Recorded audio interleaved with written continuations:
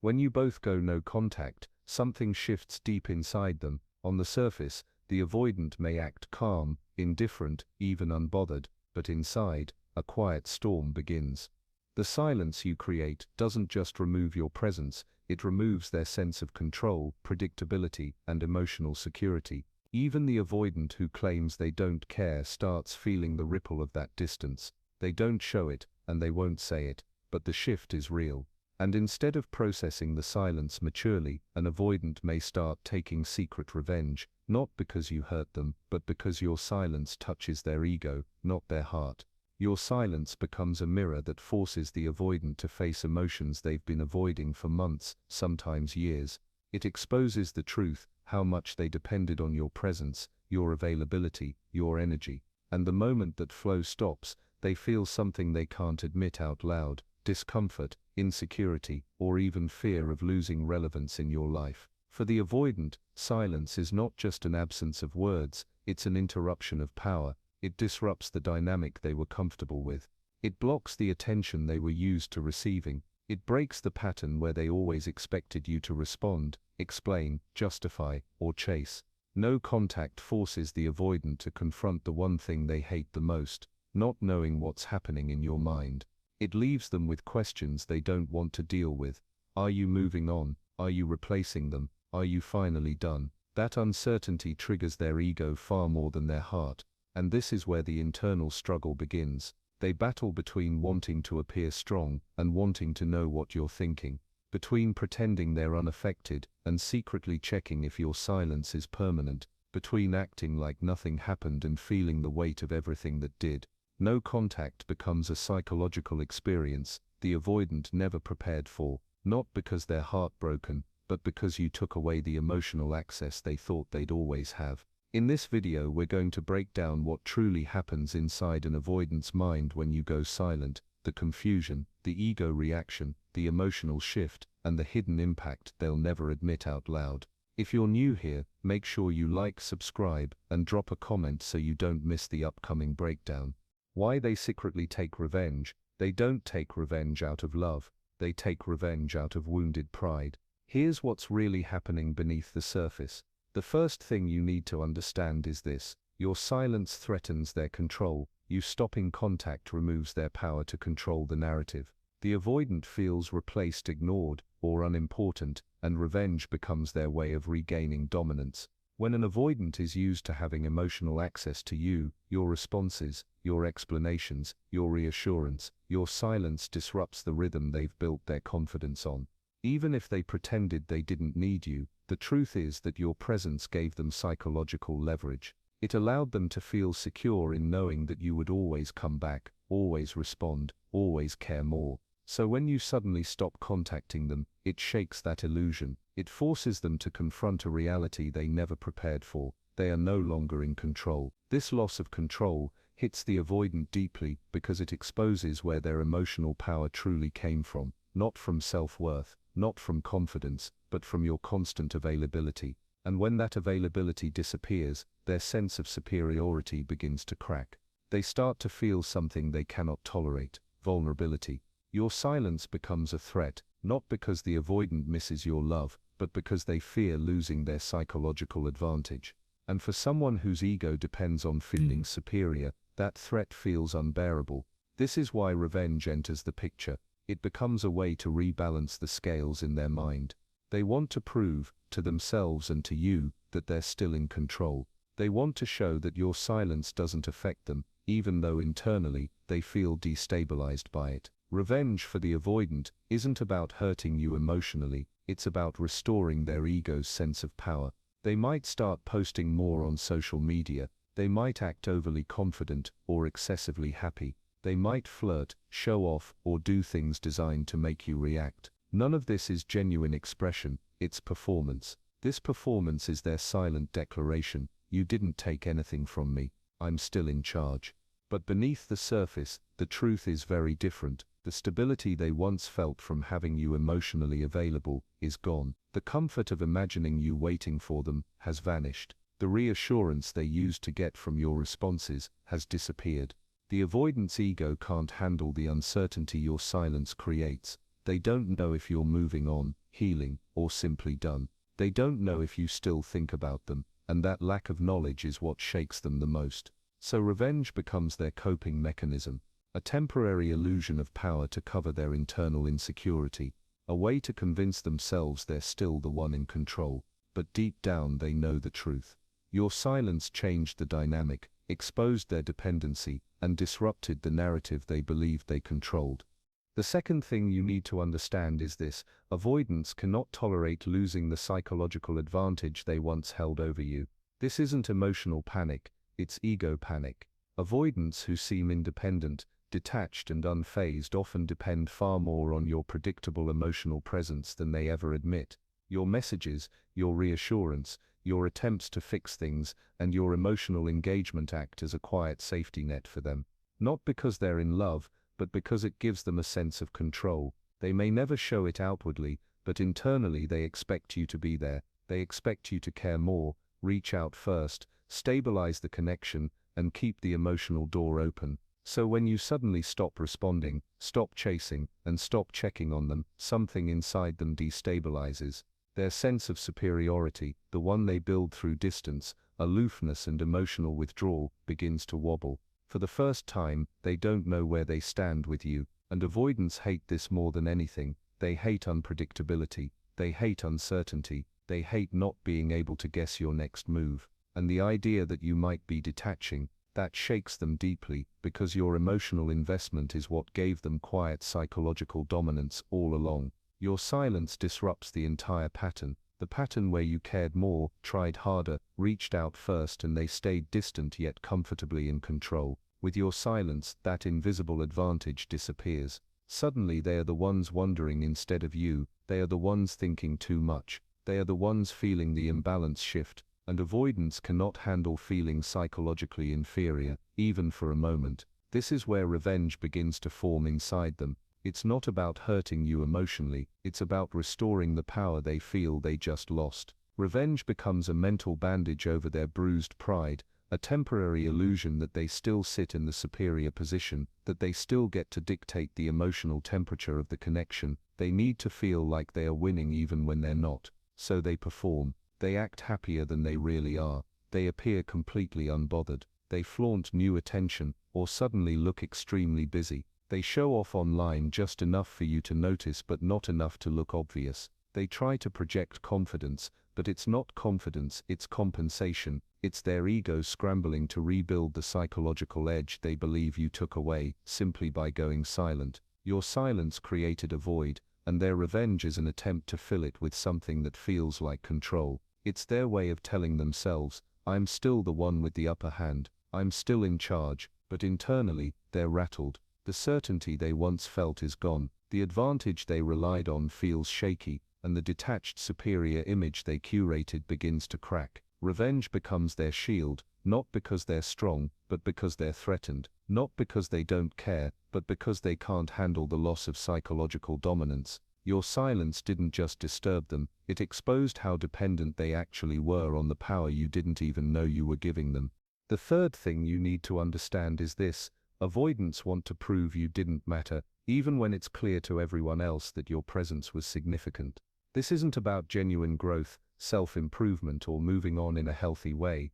It's about creating an image, a carefully constructed performance meant to reassure themselves and convince you. When avoidants feel the impact of your absence, they react in ways that are less about authentic emotion and more about control, ego, and projecting a sense of independence that may not truly exist. You may notice avoidants posting on social media more than usual, sharing pictures, moments, or updates that seem exaggeratedly joyful or carefree. It isn't about capturing happiness, it's about sending a message: I'm fine, I'm okay, I don't need you. They may flirt openly, engage with others in ways that are performative, or exaggerate experiences in an effort to appear liberated, fulfilled, or unaffected. Every post, every action is carefully measured to maintain the illusion that your absence doesn't affect them, even though internally, they are processing the discomfort of your silence and the shift in the dynamic. Avoidants are masters of subtlety. While you may perceive these gestures as genuine enjoyment or newfound freedom, underneath lies a need to convince both themselves and you that your emotional presence never mattered. They want to erase the sense of impact you had on their life, to convince themselves that they are still emotionally autonomous and in control. It's not about healing, it's about proving a point. The performance is layered over insecurity, fear, and the awareness that your absence has disrupted the narrative they relied on for confidence and stability. This need to perform is a reaction to your silence and independence. Every laugh they post, every new connection they highlight, every seemingly carefree moment is a subtle, indirect way of communicating that you haven't affected them, even if internally they are unsettled, questioning, or feeling the void your absence created. Avoidants rarely admit to vulnerability directly, so they channel it into a visible display of everything is fine that masks the reality of their emotional disruption. It's essential to recognize this pattern without letting it affect your own emotional state. Their behavior is not a reflection of your worth or influence, it's a reflection of how avoidants process loss, absence, and diminished control.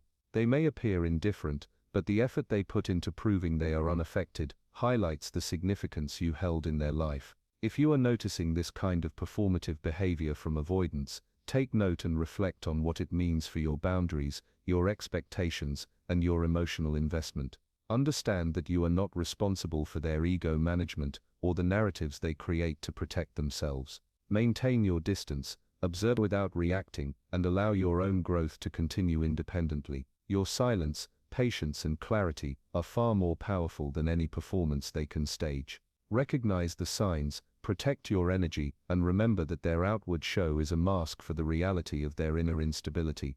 The fourth thing is this: avoidants often need validation more than they actually need you. When you go silent or stop responding to their usual patterns, it creates a gap they weren't prepared for. For them, it's not just a pause in communication, it's a disruption of the rhythm they depend on. Avoidants rely on your attention as a measure of their own significance. Without it, they feel unmoored, insecure, and forced to confront feelings they habitually avoid. The absence of your engagement threatens the sense of importance they've been quietly feeding off. Unlike someone who would reflect, self-correct, or process the emotions the silence brings, avoidants tend to fill the void elsewhere. They seek validation from external sources to stabilize themselves. This might come in the form of attention from colleagues, friends, or strangers, anything that reassures them they're still valued, desired, or admired. It's less about self-growth and more about regaining the emotional foothold they feel slipping away. Their behavior is driven by the need to maintain a sense of superiority, control, and ego security, rather than reconnecting with what truly matters, the bond they lost.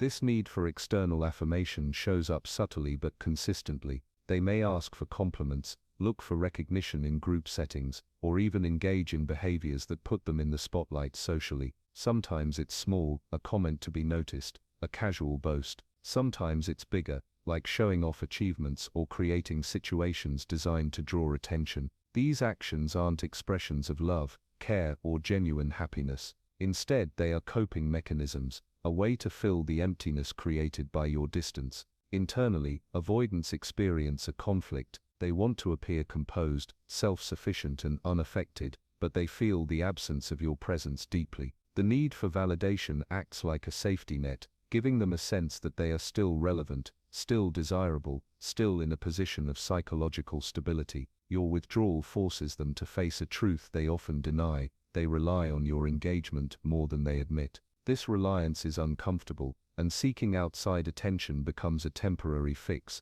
a way to regain emotional equilibrium without having to confront their dependence on you. For anyone noticing this pattern, it's crucial to observe without reacting. Document how often the avoidant seeks external approval or displays attention-seeking behaviors, especially during your silence. Recognize that their need for validation is not a reflection of your worth or your responsibility. Maintain your boundaries firmly. Allow your silence to remain consistent, because it gives clarity and exposes the patterns of dependence and avoidance. By observing and protecting your own energy, you gain insight into the relationship's true nature. If you see these signs repeatedly, understand that avoidants prioritize reassurance from others over genuine emotional connection with you. Your withdrawal highlights this need, and noticing it is key to preserving your peace, maintaining clarity, and ensuring that your own emotional needs are not sidelined by their ego-driven habits. The fifth thing is this: avoidants often want you to break the silence first. When you step back and stop initiating contact, it challenges their habitual control over the emotional dynamic. Silence becomes a mirror reflecting the power shift, and their instinct is to push, prod, or manipulate the situation in ways that provoke a reaction. They don't do this out of love, care, or a desire to reconnect genuinely. It's about emotional competition. They want to see who cares more, who will crack first, and who will adjust their behavior. The moment you respond, even slightly, it validates their assumptions and restores the subtle advantage they thought they lost. Avoidants are highly sensitive to imbalance in emotional investment. When they detect that you are holding back, that you are not chasing, that you are not reacting immediately to their gestures, it triggers a need to regain control. Their internal calculations revolve around testing your limits, measuring your engagement, and seeing whether you prioritize them over yourself. Every subtle glance, every message sent after a pause, every attempt to draw you out is a calculated move, designed to provoke a response that reassures them of their significance. It's not about connection, it's about proving a point. I still matter, and you're still influenced by me. Beyond the immediate interaction, avoidants often rewrite the narrative to protect their ego and self-image. They may share their version of events with friends, family, or colleagues in ways that absolve them of responsibility. They might claim they were toxic, or I left first, or even I never cared that much. These stories are not rooted in truth, but in a desire to avoid appearing vulnerable, dependent, or affected by your absence. By reshaping the story, they protect themselves from admitting that your silence unsettled them, that your withdrawal challenged their emotional authority, or that they actually felt a loss.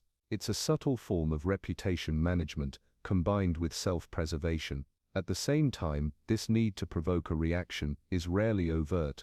Avoidants are experts at hiding their motives beneath indifference, casual remarks, or apparent detachment. What looks like calm nonchalance is often a careful strategy to elicit a response without appearing emotionally needy. The underlying goal is consistent: to maintain the illusion that they are always in control of the relationship, always the one dictating the pace, and never vulnerable to your actions. Their behavior is about maintaining power, not fostering intimacy. For anyone observing these dynamics, it's important to see the pattern clearly. Notice if you are repeatedly prompted to initiate, explain, justify, or react, while they maintain emotional distance. Recognize that this is not love, reconciliation, or genuine care. It is a reflection of control and ego protection. Avoidance silence, their storytelling, and their subtle attempts to trigger you are strategies to preserve themselves rather than to preserve the bond. Understanding this allows you to protect your emotional space, hold your boundaries firmly, do not let yourself be drawn into reactionary patterns, and observe without taking on the weight of their ego-driven tests. Recognize that their behavior is about them, not about your worth. Keep your focus on your clarity, your silence, and your well-being. Your restraint exposes the true dynamics and preserves your power, while giving you insight into the emotional reality you are dealing with. Their revenge isn't a sign of power, it's a sign of emotional weakness. Avoidants may act confident, detached, or completely unaffected on the surface, but deep down their reactions reveal insecurity, fear, and dependence on control.